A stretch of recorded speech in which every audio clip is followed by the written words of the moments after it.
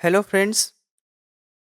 आज की वीडियो में हम एक नए टॉपिक के बारे में बात करेंगे जिसका नाम है चार्ट। तो चलिए देखते हैं। सबसे पहले हमें ये जानना है कि चार्ट होता क्या है। तो चार्ट एक ऐसा ऑब्जेक्ट है जो आपके किसी भी स्टैटिस्टिकल डेटा को ग्राफिक्स के रूप में दिखाता है, या अगर आपने कोई सर्वे रिपोर्ट तैयार किया हुआ है तो उस रिपोर्ट को आप आसानी से ग्राफिक्स के रूप में दिखा सकते हैं। तो चलिए शुरू करते हैं कि हम एमएस वर्ड में इनको कैसे इंसर्ट करेंगे और कैसे इनकी फॉर्मेटिंग की जाएगी। तो इसके लिए सबसे पहले वर्ड का प्रोग्राम ओपन कर लेते हैं। तो इसके लिए हम इंसर्ट टैब में आएंगे और यहाँ पर इलस्ट्रेशंस के नाम से रिबन मिलेगा। इसके बाद आप चार्ट ऑप्शन पर जैसे ही क्लिक करते हैं, आपके सामने एक डायलॉग बॉक्स खुल के आ जाएगा। इसमें अलग अलग चार्ट के टाइप दिए हुए हैं। आपके पास जैसा डेटा है उस तरीके का चार्ट का सिलेक्शन करेंगे, क्योंकि एक बात को पहले समझ लेना ज़रूरी है कि ये ज़रूरी नहीं होता कि आपका हर डेटा किसी भी चार्ट पर आसानी से फिट हो जाए। तो जिस प्रकार का डेटा है वैसे हमें चार्ट का सिलेक्शन यहाँ पर करना होता है। तो एक छोटा सा एग्जांपल लेते हैं कि जैसे अगर आपके पास कुछ ऐसा डेटा है जो मल्टीपल रोज़ में है और मल्टीपल कॉलम में है, तो हमारे पास कॉलम चार्ट का सिलेक्शन करना ज़रूरी हो जाता है। अगर हमारे पास कोई सिंगल कॉलम का डेटा है और उसमें रो की संख्या ज़्यादा है तो आप पाई चार्ट का सिलेक्शन करेंगे, क्योंकि पाई चार्ट उसको बहुत ही बेहतर तरीके से दिखाता है। तो इसी आधार पे यहाँ पर जब आप क्लिक करेंगे तो आपके पास अलग अलग चार्ट के टाइप ये दिख जाएंगे। तो सबसे बेसिक चार्ट आता है हमारा कॉलम चार्ट। इस पर क्लिक करते हैं और इसके बाद जैसे ही ओके बटन पर क्लिक करेंगे तो जब चार्ट इंसर्ट करते हैं तो हमारे सामने दो तरीके का कंटेंट दिखाई देगा, जिसमें एक है आपका चार्ट एरिया और दूसरा होता है डेटा शीट। अगर हम दोनों के बारे में डिटेल में बात करें तो डेटा शीट में जैसी वैल्यू आप देते हैं उसी के अकॉर्डिंग आपका ग्राफिक्स बन के तैयार होता है। अगर हम यहाँ पर ध्यान दें तो हमारे डेटा शीट में टोटल 4 रो हैं और 3 कॉलम यहाँ पर दिए हुए हैं।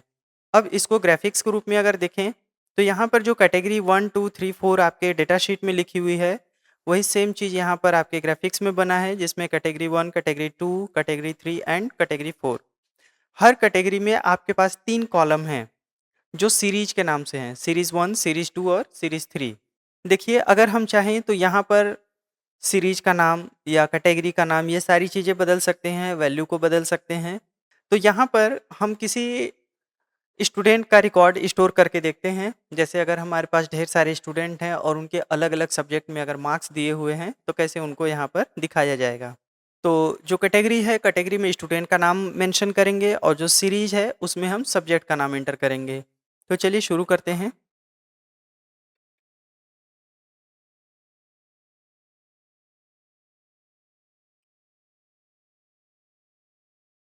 अब इसके बाद हम लोग सीरीज की तरफ बढ़ें तो सीरीज में हम यहाँ पर सब्जेक्ट का नाम मेंशन करेंगे। देखिए, जैसे यहाँ पर पहले से ही हमारे पास 4 रो और 3 कॉलम दिए हुए थे, तो अगर हमें इसमें से कॉलम की संख्या और बढ़ानी हो, मतलब अगर और सब्जेक्ट हमें इंसर्ट करने हों, तो कैसे करेंगे? तो इसके लिए हम यहाँ पर क्लिक करेंगे अगले कॉलम में और सब्जेक्ट का नाम यहाँ पर मेंशन करते हैं। इसके बाद स्टूडेंट का नाम अगर हमें यहाँ पर बढ़ाना हो, तो नीचे अगली रो पर क्लिक करेंगे।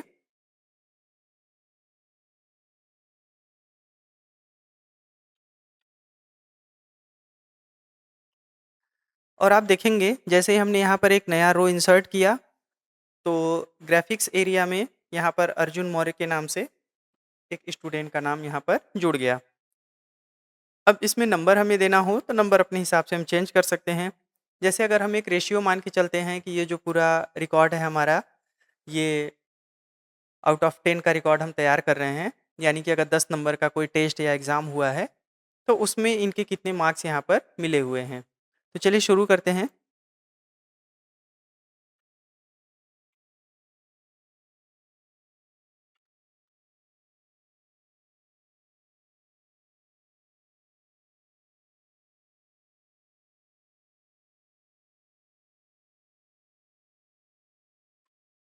तो आपने देखा कि जिस तरीके से हमने यहाँ पर वैल्यू दिया उसके अकॉर्डिंग यहाँ पर ग्राफ हमारा अपडेट होता चला गया।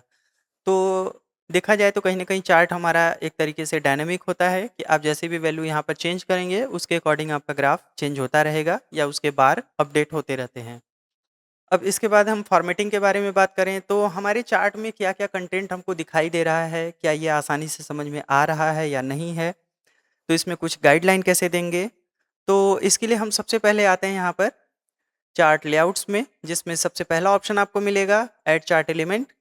यहाँ पर जाने के बाद आपके पास access, axis, chart title, data label, data table, error bars ऐसे करके ये सारे कंटेंट यहाँ पर दिए हुए हैं।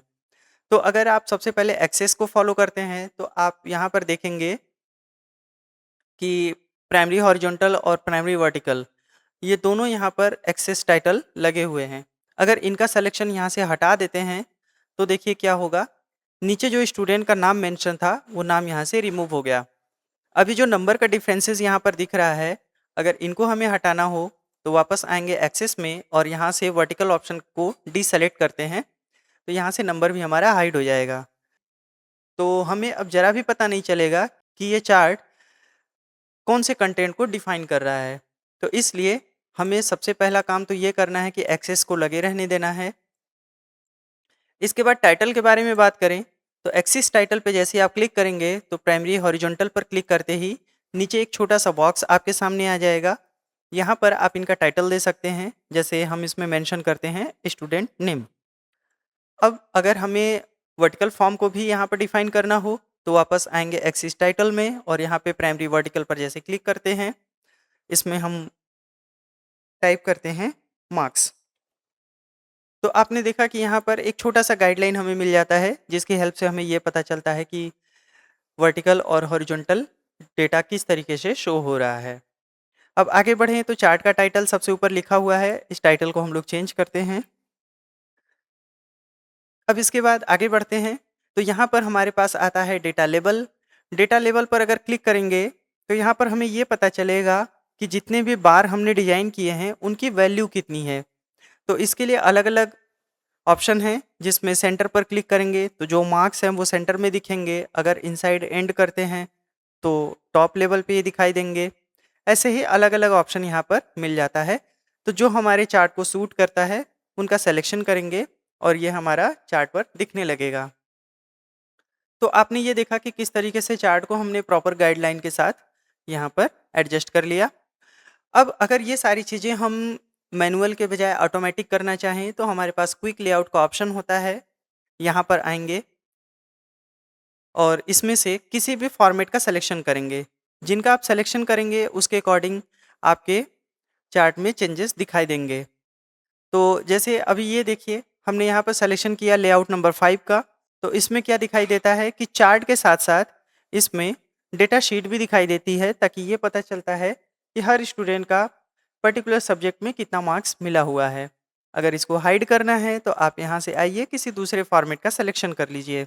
इसके बाद आगे बढ़ें तो चार्ट के स्टाइल में आने पर आपको इनके अलग अलग तरीके के ग्राफिक्स स्टाइल मिल जाते हैं। किसी भी पैटर्न पर आप क्लिक करके अपने चार्ट को यहाँ से मॉडिफाई कर सकते हैं। एक चीज़ का ध्यान रखिएगा कि इसमें केवल चार्ट का ग्राफिक्स चेंज होगा, किसी भी तरीके का वैल्यू चेंज नहीं होता है। कि जिस पर हमने क्लिक किया उसके अकॉर्डिंग चार्ट यहाँ पर हमारा रेडी हो जाता है। नेक्स्ट ऑप्शन आता है हमारा चेंज कलर। अगर हम यहाँ पर क्लिक करते हैं तो इसमें बार के कलर अलग अलग तरीके से दिखाई देंगे। जैसे अगर हम किसी दूसरे फॉर्मेट का सिलेक्शन करते हैं तो यहाँ पर आप देखिए इस तरीके से आपका चार्ट रेडी हो जाता है। अगर कोई और फॉर्मेट यूज़ करते हैं तो आपने देखा कि चार्ट यहाँ पर नए तरीके से अपडेट हो रहा है। अगर आपको डिफ़ॉल्ट रखना है तो सबसे टॉप कलर आप यूज़ कर सकते हैं और इसके अकॉर्डिंग यहाँ से कोई स्टाइल आप बदल सकते हैं।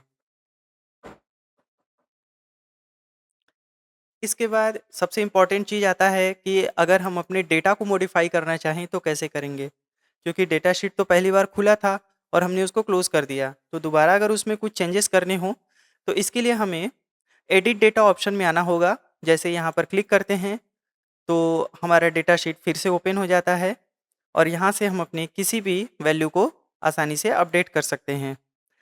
तो देखिए, अगर कोई वैल्यू चेंज करनी है तो इसमें आकर के हम लोग इनको अगर चेंज करते हैं तो ये हमारे चार्ट में ऑटोमेटिक अपडेट हो जाता है।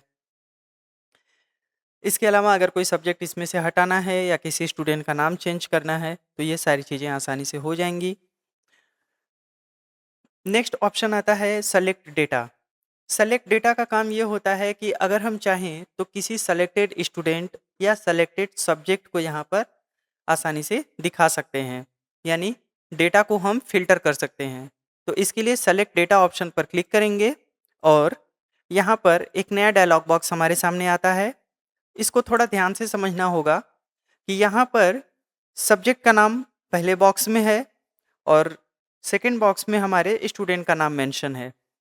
जैसे अगर हम ये चाहते हैं कि हमारे सभी स्टूडेंट का केवल हिंदी का मार्क्स दिखाई दे, तो मैथमेटिक्स, साइंस और संस्कृत यहाँ से इन सब्जेक्ट को डीसेलेक्ट कर देते हैं और उसके बाद जैसे ही ओके करेंगे तो आप देखेंगे हर स्टूडेंट का केवल हिंदी का मार्क्स यहाँ पर शो कर रहा है। अब हमें पता कैसे चलेगा कि ये केवल हिंदी का ही है? तो यहाँ पर ऊपर देखिए तो लीजेंड ऑप्शन में आपको हिंदी सेलेक्ट होता हुआ दिखाई देगा। अगर हम किसी दूसरे तरीके से फ़िल्टर करना चाहते हैं तो सेलेक्ट डेटा में आएंगे। अगर सभी सब्जेक्ट का सिलेक्शन करते हैं और पर्टिकुलर किसी एक स्टूडेंट का रिकॉर्ड हमें चाहिए तो हम बाकी लोगों को यहाँ से हाइड करेंगे। देन ओके करते ही किसी एक स्टूडेंट का आपको सारे सब्जेक्ट के मार्क्स यहाँ पर दिख जाएंगे। जैसे इसमें स्टूडेंट का नाम यहाँ पर नीचे मेंशन है और उसके बाद ऊपर इनका सब्जेक्ट यहाँ पर लीजेंड के फॉर्मेट में दिखाई दे रहा है। डेटा को पहले की तरह ले आना है तो सेलेक्ट डेटा में आएंगे और यहाँ से सबका सिलेक्शन कर लेते हैं। हम चार्ट को अपने पुराने फॉर्मेट में ले आते हैं। यहाँ से जा करके हम इनको बेसिक में कन्वर्ट कर लेते हैं ताकि डेटा हमारा प्रॉपर विजिबल हो। इसके बाद नेक्स्ट ऑप्शन आता है स्विच रो एंड कॉलम। तो देखिए स्विच रो एंड कॉलम का काम ये होता है कि जो इन्फॉर्मेशन आपकी कॉलम वाइज है वो रो में कन्वर्ट हो जाएगी और रो का डेटा कॉलम की जगह पर रिप्लेस हो जाता है। तो इसको कैसे करते हैं, इसके लिए आप ध्यान दें तो सबसे ऊपर आपका switch row and column option highlight है। जैसे ही आप यहाँ पर क्लिक करेंगे तो आप ध्यान देंगे कि आपका जो स्टूडेंट नेम नीचे दिया हुआ है इसकी जगह पर सब्जेक्ट आ जाएगा। चलिए करके देखते हैं। तो आपने देखा यहाँ पर ये सभी सब्जेक्ट के नाम नीचे की तरफ आ गए। अब स्टूडेंट का नाम कहाँ गया? तो हर सब्जेक्ट में जितने भी स्टूडेंट हैं सबका एक साथ लिस्ट दिख रहा है। जैसे ब्लू कलर से प्रिया सिंह, ऑरेंज कलर से रश्मि के नाम से, ग्रे कलर से रोहित यादव, येलो कलर से सचिन यादव और ब्लू कलर से अर्जुन मौर्य। तो ऐसा करके यहाँ पर हम देखें तो ये अलग अलग स्टूडेंट का कलर वाइज रिकॉर्ड इसमें शो कर रहा है। अगर इनको पहले की तरह वापस ले आना है तो स्विच रो एंड कॉलम पर दोबारा क्लिक करेंगे और हमारा चार्ट इनिशियल कंडीशन में वापस आ जाता है। तो अगला ऑप्शन आता है चेंज चार्ट टाइप। यहाँ पर अगर हम अपने चार्ट को किसी दूसरे चार्ट के साथ रिप्लेस करते हैं तो ध्यान देना पड़ेगा कि नए चार्ट की भी फॉर्मेटिंग सेम ऐसी ही होनी चाहिए। तो इस पर क्लिक करने के बाद आपको पुराना डायलॉग बॉक्स फिर से खुल जाता है और यहाँ पर अगर हम इसको लाइन चार्ट में कन्वर्ट करते हैं और ओके करते हैं तो देखिए आपके सामने हर स्टूडेंट का सब्जेक्ट वाइज मार्क्स यहाँ पर दिख रहा है। लेकिन अगर ध्यान दें तो ये डेटा उतना प्रॉपर विजिबल नहीं है। तो इसको हम यहाँ से आकर के किसी दूसरे फॉर्मेट में कन्वर्ट करके देखते हैं। अगर हम इनको यहाँ पर पाई चार्ट में कन्वर्ट करते हैं देन ओके करते हैं तो ये देखिए पाई चार्ट में इसमें डेटा आपका बिल्कुल अलग तरीके से दिख रहा है, क्योंकि पाई चार्ट की खासियत होती है कि ये आपके केवल फर्स्ट कॉलम के रिकॉर्ड को ही यहाँ पर ग्राफिक्स में दिखाता है।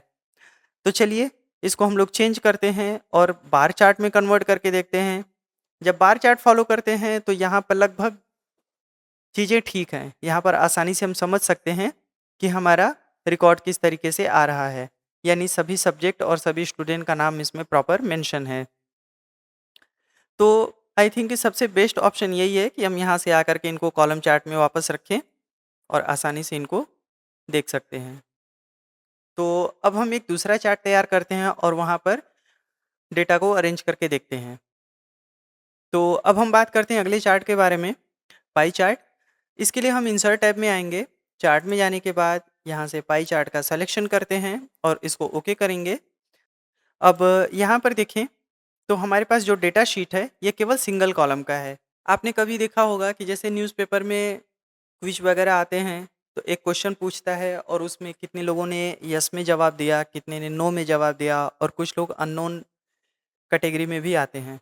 तो उसको कैसे डिफ़ाइन किया जाए? तो देखिए, यहाँ पर हम इसमें टाइटल चेंज करते हैं, इनका नाम रख देते हैं आंसर और इसमें एक कैटेगरी बनाते हैं यस, अगली कैटेगरी नो और यहाँ पर थर्ड कैटेगरी अननोन।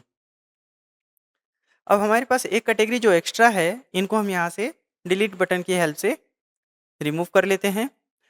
लेकिन ये रो जो है यहाँ पर आपका बना हुआ है, तो इनको क्लोज़ करने के लिए माउस पॉइंटर को कॉर्नर पर ले आएँगे और इसको ऊपर की तरफ ड्रैग करते हैं। तो आप देखेंगे आपका डेटा शीट वहाँ पर क्लोज़ हो जाता है। अब सपोज़ कीजिए अगर हम ये दिखाना चाहते हैं कि 10 लोगों में से कितने लोगों ने यस में जवाब दिया, कितनों ने नो में और कितने लोग अननोन कैटेगरी में हैं। तो हम यहाँ पर कुछ ऐसा परसेंटेज दिखाते हैं, जैसे ये 8 इसको हम रखते हैं यहाँ पे 1 और यहाँ पे 1। तो इस हिसाब से आउट ऑफ 10 आपका डेटा यहाँ पर क्लासिफाई हो जाता है और उसके अकॉर्डिंग चार्ट आपका अपडेट हो गया। अगर इस चार्ट में वैल्यू को भी दिखाना चाहते हैं, तो हम चार्ट स्टाइल में आएँगे और यहाँ से किसी भी एक फॉर्मेट को सेलेक्ट कर लेते हैं। इसमें आपको लीजेंड के रूप में यस, नो और अननोन मिल जाता है और उनका कितना परसेंटेज यहाँ पर कवर कर रहा है, वो आप आसानी से देख पा रहे हैं। तो फ्रेंड्स, ये जो पूरा टॉपिक था, ये किसी सर्वे रिपोर्ट या किसी ऐसे डेटा को दिखाने के लिए है, जिसको हम लोग पैराग्राफ में नहीं दिखा सकते। उसको हम यहाँ पर आसानी से मैनेज कर सकते हैं।